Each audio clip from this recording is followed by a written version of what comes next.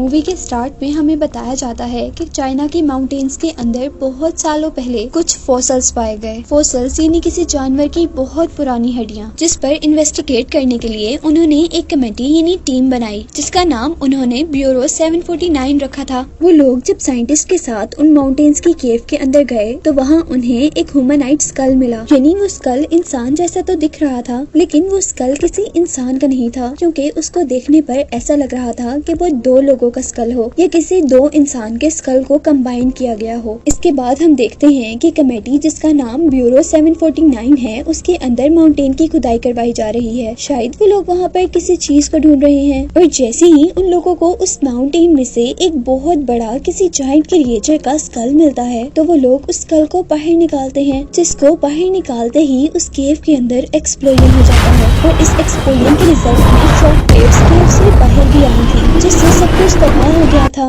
इस इंसिडेंट के बाद साइंटिस्ट यांग इस केव के अंदर रिसर्च करना चाहते थे, जो कि बिल्कुल भी आसान नहीं था। इसलिए वो इस काम के लिए कुछ सोल्जर्स को चुनते हैं, जिनमें इनकी बेटी यांग पिंग भी थी। और उसी के साथ साथ हम इस टीम में इस मूवी के मेन कैरेक्टर यानी हीरो ह्यू बाई को देखते हैं। ह्यू बाई और उसके फ्रेंड के साथ साथ इस टीम में और भी बहुत से लोग थे। और अब हम देखते हैं कि वो लोग केव के अंदर जा रहे थे, और आगे बढ़ने पर वो लोग ऐसी जगह पर पहुंचते हैं जिसके बारे में माना जाता था कि वो जगह घोस्टली ट्राइब है, यानी वहाँ पर पहले घोस्ट रहा करते थे, पर अब वो घोस्टली किंगडम वहाँ से खत्म हो गया था। इस केव से निकलकर वो लोग माउंटेन की दूसरी तरफ पहुँचते हैं, जहाँ स्नो पर उन्हें एक निशान नजर आया था। वो निशान एक बहुत बड़ी क्रिएचर का फुटप्रिंट था, यानी उसके पाँव का निशान था, जिसे देखकर साइंटिस्ट यांग बहुत ज्यादा हैरान हुए थे, जिसके बारे में उन्होंने फौरन अपने हेडक्वार्टर अपने डायरेक्टर को इन्फॉर्म किया था। उससे थोड़ा सा आगे बढ़ने पर उन्हें बहुत सारी बैट्स नजर आती हैं, जो कि आम बैट से कुछ डिफरेंट थी, क्योंकि उनका कलर ब्लू था। और यहीं पर हम देखते हैं कि वो बैट्स साइंटिस्ट यांग पर अटैक कर देती हैं, लेकिन उतने में ही एक सोल्जर आगे बढ़कर उस बैट को कैच कर लेता है। और जिस हाथ में सोल्जर ने उस बैट को कैच किया था, उसी वक्त सोल्जर का वो हाथ जलने लगा था,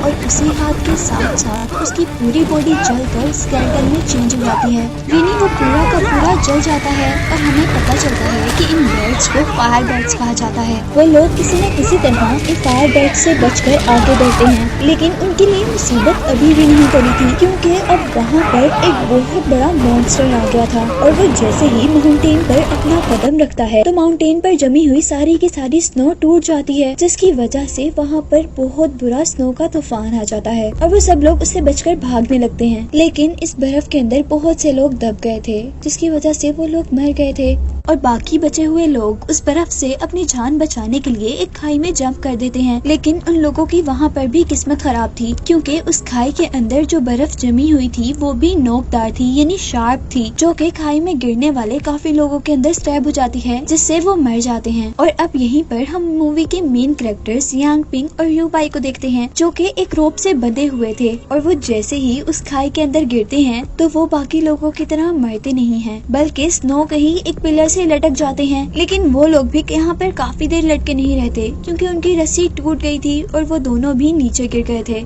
सीन कट होता है और हमें कुछ देर बाद का सीन दिखाया जाता है, जहाँ पर ह्यू बाई को होश आया है और वो देखता है कि लकीली वो जिंदा बच गया है, और उसके साथ यांग पिंग भी है। और साथ ही वो देखता है कि यांग पिंग के फादर यानी साइंटिस्ट यांग के साथ साथ उसका दोस्त भी बच गया था। और अब साइंटिस्ट यांग उन्हें लेकर आगे बढ़ते हैं, और वो लोग अब एक टावर तक पहुँचते हैं, जिसका नाम था डीमन टावर। जहाँ आने पर हमें पता चलता है कि साइंटिस्ट यांग इस जगह को काफी सालों से ढूंढ रहे थे, और मूवी की पूरी मिस्ट्री भी इस टावर में ही छुपी हुई है। वो साइंटिस्ट जैसे ही टावर के सामने रखे हुए कैंडल जलाते हैं, तो वो टावर भी जलने लगता है, और यहीं जहाँ पर उन्होंने कैंडल जलाई थी वहाँ से एक बहुत बड़ी लाइट वेव भी प्रोड्यूस हो रही थी, यानी एक बहुत बड़ी लाइट वेव निकल रही थी। और साथ ही साइंटिस्ट अपनी बेटी यांग पिंग और ह्यू बाई से कहते हैं कि ये टावर एक बहुत लंबे अरसे से बंद है, और ये किसी का वेट कर रहा है कि कोई आए और उसे खोले। इसलिए अब वो उन दोनों को अंदर जाने का कहता है, और उन दोनों के टावर के अंदर जाते ही टावर का ऊपर वाला हिस्सा खुलने लगा था, जहाँ से बहुत तेज लाइट नीचे आ रही थी, जैसे उन्होंने कोई सूरज का दरवाजा खोल दिया हो। और उसी के साथ साथ उस टावर से बाहर हम बहुत से लोगों की सोल्स देखते हैं, और उसी के साथ बाहर हम देखते हैं कि वहाँ पर मौजूद पत्थर हवा में उड़ने लगे थे। और इससे पहले कि वो टॉवर पूरी तरह से खुल पाता, हम देखते हैं कि ह्यूबाई का फ्रेंड जल्दी से उस कैंडल के ऊपर गिर जाता है जो कैंडल साइंटिस्ट ने जलाई थी, और उस कैंडल के बुझते ही वो टॉवर भी बंद हो जाता है। और यहाँ हम पर रिवील होता है कि ये सब कैप्टन ने जानबूझकर किया था, क्योंकि वो डीमन टॉवर को नहीं खोलना चाहता था, जिसकी रीजन हमें आगे पता चलेगी। यहाँ अब वो आदमी ह्यूबाई को सारी बातें बता ही रहा था कि उन पर पहले वाली फायर बैट्स अटैक कर देती हैं, और यहाँ पर ह्यूबाई का फ्रेंड बाकी लोगों को वहाँ से भगा देता है और खुद उन बैट्स की अट्रैक्शन बनकर वहाँ पर खड़ा रहता है। जैसे ही सारे लोग वहाँ से दूर हो जाते हैं और सारी की सारी बैट्स उसके करीब आ जाती हैं, तो वो अपने आप को ग्रेनेड से ब्लास्ट कर लेता है। इसके रिजल्ट में वो तो मर ही गया था, लेकिन उसके साथ साथ बहुत से फायर बैट्स भी खत्म हो गए थे। यही हम देखते हैं कि कुछ बैट्स अभी भी बच गए थे जो बाकी लोगों का पीछा कर रहे थे, यानी ह्यूबाई का, यांग पिंग का और यांग पिंग के फादर का। और वो लोग उनसे बचते बचते एक वाटरफॉल तक पहुँचते हैं और यहाँ पर एक बैट ह्यूबाई पर अटैक कर देता है, जिसे देखकर यांग पिंग जल्दी से ह्यूबाई को पानी में फेंक देती है और खुद भी उसके साथ साथ पानी में जंप कर देती है। और अब पानी में गिरकर भी वो बचे नहीं थे, क्योंकि पानी में से एक बहुत ही बड़ी खौफनाक क्रिएचर ने उन पर अटैक कर लिया था, जिसमें ह्यूबाई तो बच गया था, लेकिन उस क्रिएचर ने यांग पिंग को पूरा खा लिया था। जिसके बाद सीन कट होता है और हम ह्यूबाई को एक हॉस्पिटल में देखते हैं, जहाँ पे उनकी टीम ब्यूरो 749 का डायरेक्टर उसे बताता है कि हमारी पूरी की पूरी टीम मर गई है सिवाय तुम्हारे, और तुम ही हो जो बच गए हो। और ये सुनकर उसे बहुत ज्यादा दुख हुआ था, क्योंकि उस हादसे में उसके फ्रेंड यांग पिंग भी मर गई थी। जिसके बाद अब वो ये जॉब नहीं करना चाहता था, इसीलिए वो यहाँ से जाकर एक लाइब्रेरियन की जॉब ढूंढता है, जहाँ पर मिस्टर योंग उसे अपनी लाइब्रेरी में रख लेते हैं। वो दोनों एक रेस्टोरेंट में डिनर के लिए जाते हैं, जहाँ पर ह्यूबाई को अपना एक बचपन का दोस्त मिलता है। और यहीं दूसरी तरफ हमें ब्यूरो 749 को दिखाया जाता है, यानी उस टीम को जिसमें ह्यूबाई काम किया करता था, जिनको एक पुराने कॉफिन में से यांग पिंग मिली थी। लेकिन यहाँ अजीब बात ये थी कि उसे अपने बारे में कुछ भी याद नहीं था, शायद वो उस एक्सीडेंट की वजह से सब कुछ भूल गई थी। और यहीं दूसरी तरफ हमें ये भी दिखाया जाता है कि यांग पिंग के फादर भी जिंदा थे, जो हैरानकुन तौर पर उन्हें एक्सीडेंट वाली जगह से 1200 मील दूर मिले थे। सीन कट होता है और हमें एक तबाह हुआ शहर दिखाई देता है। वो शहर अब दिखने में ऐसा लग रहा था जैसे वहाँ कभी कोई रहा ही ना हो, क्योंकि उस पर बहुत ही अजीब क्रिएचर्स ने अटैक कर दिया था। और यहाँ हम साइंटिस्ट यांग को उनकी टीम के डायरेक्टर से मिलते हुए देखते हैं, और यहाँ पर साइंटिस्ट डायरेक्टर को कुछ बता रहे थे। ये वो बात थी जिसकी वजह से वो शहर तबाह हुआ था। वो बताते हैं कि गलती से मैंने दूसरी दुनिया का दरवाजा खोल दिया था, जिसकी वजह से बहुत से एलियंस और क्रिएचर्स यहाँ पर आ गए हैं, और यहाँ आकर वो तबाही फैला रहे हैं, और अब मुझे ये सब रोकना होगा। यहाँ हम देखते हैं कि लाइब्रेरी के जरिए ह्यूबाई को पता चल गया था कि साइंटिस्ट यांग पहले भी उस टावर पर गए हुए हैं, और इवन उन्होंने उस टावर पर किताब भी लिखी हुई है। वो अब ये सोचकर हैरान था कि वो दोबारा उस टावर को क्यों ढूंढ रहे थे, और अब वो इन सब चीजों से कंफ्यूज होकर उस डीमन टावर पर रिसर्च करना शुरू कर देता है। जो करते हुए एकदम से उसकी कमर पर आग लग जाती है, और ये आग बिल्कुल वैसी ही आग जैसी आग फायर बैट से लोगों को लगती थी। यहाँ पर ह्यूबाई का फ्रेंड जो कि उसे रेस्टोरेंट में मिला था, वो आकर जल्दी से उस आग को बुझाने की कोशिश कर रहा था, लेकिन आग बुझने की बजाय ह्यूबाई अपने ही फ्रेंड को मारकर वहाँ से दूर गिरा देता है, और फिर वो अपनी पावर्स का यूज करते हुए उस रूम में मौजूद सारी की सारी चीजें हवा में उठा देता है। और तभी यहाँ पर मिस्टर वैंग आते हैं, जो कि लाइब्रेरियन थे। वो आकर सारी चीजों को अपने मैजिक से नीचे करते हैं, और यहाँ ह्यूबाई की बॉडी से आग भी बुझ जाती है। पर अब सवाल ये था कि ह्यूबाई के अंदर इतनी सारी पावर्स कैसे आ गई थी।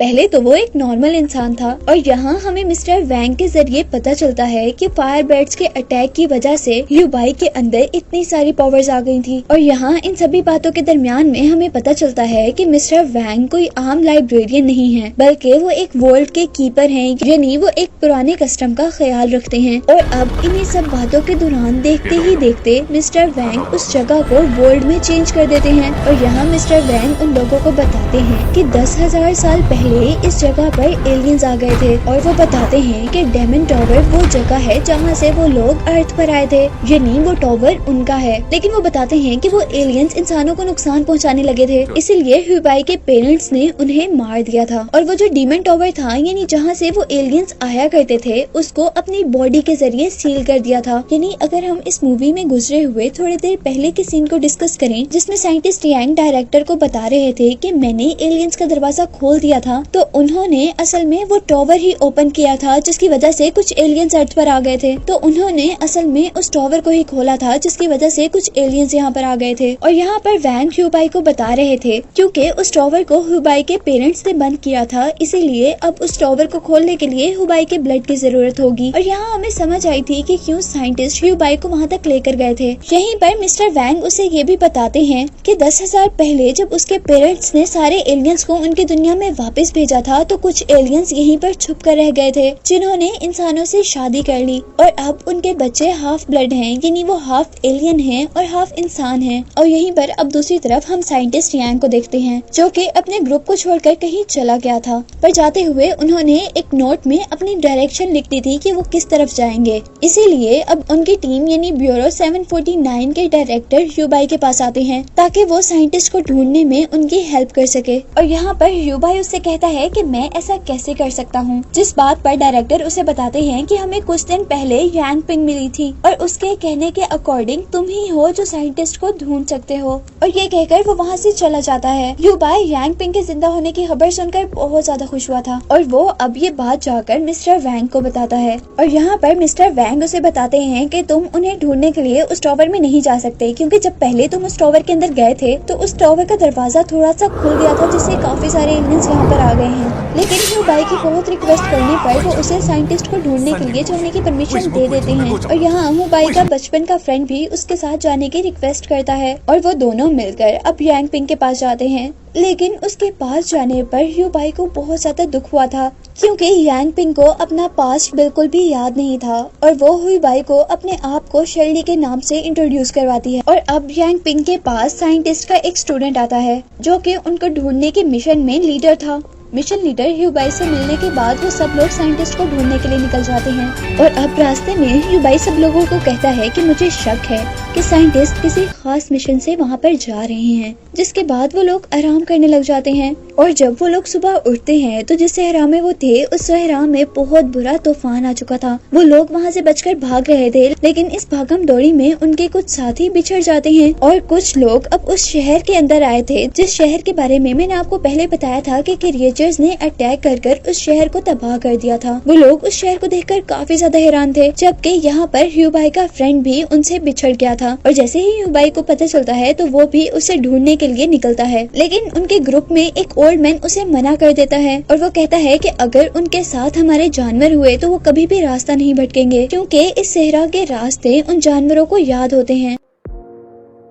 और यहीं अब हम दूसरी तरफ ह्यूबाई के फ्रेंड के साथ बाकी लोगों को भी देखते हैं जो उनसे बिछड़ गए थे, जहाँ पर एक बहुत ही बड़ा अजीब सा मॉन्स्टर उन लोगों पर अटैक कर देता है और उनमें से काफी सारे लोगों को मार देता है। जबकि ह्यूबाई के फ्रेंड को वहाँ पर एक साइकिल मिल जाती है और ह्यूबाई के फ्रेंड के साथ साथ एक और आदमी उस मॉन्स्टर के क्रिएचर से बचते हुए ह्यूबाई तक पहुँच जाते हैं। और यहाँ पर ह्यूबाई अपने फ्रेंड को देखकर बहुत ज्यादा खुश था। वो बहुत डरा हुआ यहाँ पर पहुँचा था और रोते हुए वो सबको क्रिएचर्स के बारे में बता रहा था। वो सबसे रिक्वेस्ट करता है कि हमें यहाँ से चलना चाहिए। और अब ह्यूबाई अपने मिशन लीडर को वहाँ से चलने को कह रहा था, लेकिन मिशन लीडर उससे कहता है कि हम ये मिशन नहीं छोड़ सकते। और यहाँ वो अपने मिशन का मेन मकसद बताता है। वो कहता है कि हमारा मकसद सिर्फ साइंटिस्ट को ढूंढना नहीं है, बल्कि उन क्रिएचर्स को भी ढूंढना है जो कि लोगों को मार रही हैं। लेकिन ह्यूबाई यहाँ से चलने की जिद कर रहा था और वो अपने साथ साथ यांग पिंग, जो कि अब शर्ली थी, उसे भी जाने को कहता है, लेकिन शर्ली भी नहीं मानती। और वो मिशन लीडर उससे कहता है कि तुम डर कर यहाँ से क्यों भाग रहे हो? क्या तुम्हें वो सब लोग भूल गए हैं जो माउंटेन्स पर तुम्हारे साथ थे और वो सब के सब मर गए थे? और ये बात सुनकर ह्यूबाई भी इमोशनल होकर उनके साथ मिल जाता है। और इन्हीं बातों के दौरान अब उन्हें क्रिएचर की भी आवाज आने लगी थी। वो लोग जल्दी से अपने वेपन्स उठाकर तैयार हो जाते हैं और जैसे ही वो मॉन्स्टर उन पर अटैक करता है तो वो सब लोग अपनी गन से उस पर शूट कर उसे 1 मिनट के लिए तो गिरा देते हैं। लेकिन यहाँ मुसीबत अभी टली नहीं थी, क्योंकि उनके पीछे से एक और क्रिएचर उन पर अटैक करने के लिए आ गया था। वो लोग दूसरे मॉन्स्टर पर भी शूट कर रहे थे, लेकिन वो मॉन्स्टर बच रहा था और वो मॉन्स्टर जल्दी से आगे भाग जाता है, जिसके पीछे अब यांग पिंग यानी शर्ली भी भाग रही थी। और यांग पिंग को भागता हुआ देखकर अब ह्यूबाई भी उसके पीछे पीछे भागते हुए एक ऐसे रूम में पहुंचता है जहां पूरी रूफ पर इंसानों की डेड बॉडीज लटकी हुई थी और उसी रूम में जमीन पर उसे एक बहुत बड़ा सा होल दिखता है। और यहीं बाहर हम बाकी लोगों को देखते हैं, जहाँ उनके सामने बहुत सारे क्रिएचर्स आ गई थी और वो उनसे लड़ने की तैयारी कर रहे थे, जबकि ह्यू भाई उस होल से होता हुआ एक टनल में आ गया था और वो टनल आकर एक ऐसे वोल्ट में खुली थी जो वोल्ट उसे मिस्टर वैंग यानी लाइब्रेरियन ने दिखाई थी, जिसके बारे में उन्हें बताया था कि उस वोल्ट का ख्याल वो खुद रखते हैं और यहाँ इस वोल्ट में एक क्रिएचर उस पर अटैक कर देती है, जिस क्रिएचर के अटैक से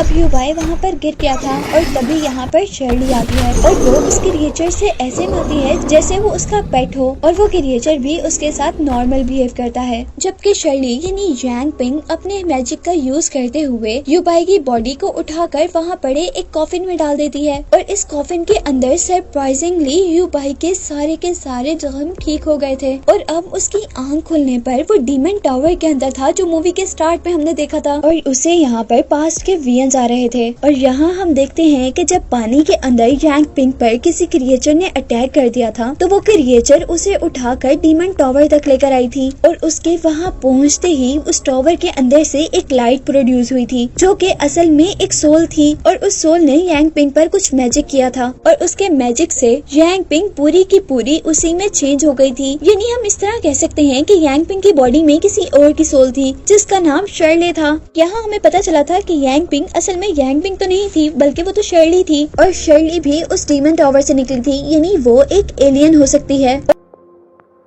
और अब हमें मूवी में दिखाया जा रहा था कि असल में शर्ली ही उन सारी क्रिएचर्स की हेल्प से वहाँ लोगों पर अटैक करवा रही थी और यहीं पर शर्ली ह्यू भाई के फ्रेंड और उसकी एक और साथी पर अटैक करवाता है अपनी क्रिएचर से, लेकिन ह्यू भाई का फ्रेंड जल्दी से अपनी साथी को एक बस के अंदर बुला लेता है, लेकिन वो क्रिएचर उनका पीछा नहीं छोड़ती, यहाँ तक कि वो क्रिएचर सारी की सारी बस भी तोड़ देती है। जबकि दूसरी तरफ हमें दोबारा डीमन टावर का सीन दिखाया जाता है जहाँ पर ह्यू भाई था, जहाँ पर वो एलियन शर्ले जिसने यांग पिंग को अपने काबू में किया हुआ था वो ह्यू भाई को उस टावर को खोलने को कह रही थी। जैसा मैंने आपको पहले बताया कि ह्यू भाई ही वो इंसान है जो इस टावर को खोल सकता है और यहाँ पर शर्ली उसे कहती है कि तुम अगर ये टावर खोल दोगे तो मैं तुम्हें यांग पिंग वापस कर दूंगी। यहाँ शर्ली जब देखती है कि वो इस बात पर तैयार नहीं हो रहा तो वो उसे कहती है कि मैं तुम्हारी टीम के हर बंदे को मार दूंगी, लेकिन ह्यू भाई अभी भी उसकी बातों में नहीं आया था और वो कहता है कि तुमने अगर ऐसा किया तो मैं तुम्हें ही मार दूंगा, लेकिन मैं इस टावर को नहीं खोलूंगा। और उसकी ये बात सुनकर अब शर्ले उसे वहाँ पर टेलीपोर्ट कर देती है जहाँ पर उसके साथी शर्ली के क्रिएचर से लड़ रहे थे। यहाँ पर ह्यू भाई भी उन क्रिएचर से लड़ने लग जाता है,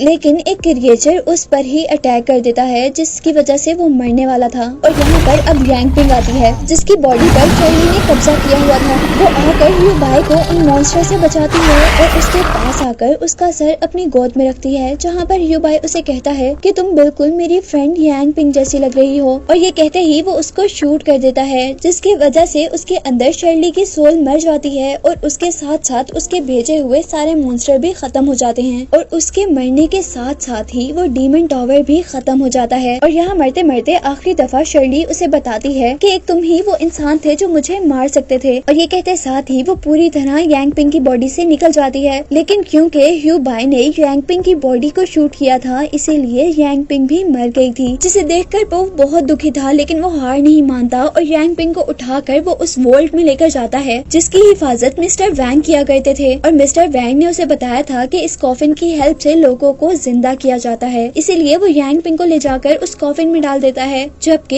यहाँ पर हमें यांग पिंग के पास्ट के बारे में बताया जाता है। यहाँ हमें पता चला था कि यांग पिंग के फादर जो कि एक साइंटिस्ट थे, उन्होंने एक एलियन से शादी की थी और क्योंकि अब उसके अंदर थोड़ी सी एलियंस के भी कैरेक्टरिस्टिक्स थे इसीलिए वो लोगों को जिंदा कर सकती थी। और जब उसने एक चिड़िया को जिंदा किया था तो उसकी मॉम ने उसे ये करने से मना कर दिया था और क्योंकि यांग पिंग की मॉम भी यंग एज में मर गई इसीलिए यांग पिंग भी यंग एज में मर सकती थी और उसको बचाने के लिए उसके फादर यानी साइंटिस्ट उस डीमन टावर को ढूंढ रहे थे ताकि वो उस डीमन टावर के अंदर जाकर उस कर्स का कोई ना कोई इलाज ढूंढ सके। जबकि यहीं पर एक मूवी के स्टार्ट में हमने देखा था कि वो सब लोग एक बर्फानी खाई में गिर गए थे, तो असल में वो सब लोग वहाँ पर मर गए थे और यहाँ पर यांग पिंग ने अपनी पावर्स का यूज करते हुए ही वहाँ सबको बचाया था, यानी जिंदा किया था। और क्योंकि यांग पिंग के अंदर ही वो पावर्स थी जिसकी वजह से वो इंसानों को जिंदा कर सकती थी, तो ये पावर किसी और के अंदर नहीं थी और इन्हीं पावर्स की वजह से वो कॉफिन जो कि लोगों को जिंदा किया करता था उसने यांग पिंग को जिंदा नहीं किया था, जिसकी वजह से उसका फ्रेंड ह्यू बाई बहुत ही दुख से उसे यहाँ पर छोड़कर जा रहा था। और अब मूवी के लास्ट सीन में हम देखते हैं कि उनके जाते हुए उनके पीछे वो क्रिएचर अभी भी जिंदा है, जिसको दिखाते हुए ये मूवी एंड हो जाती है।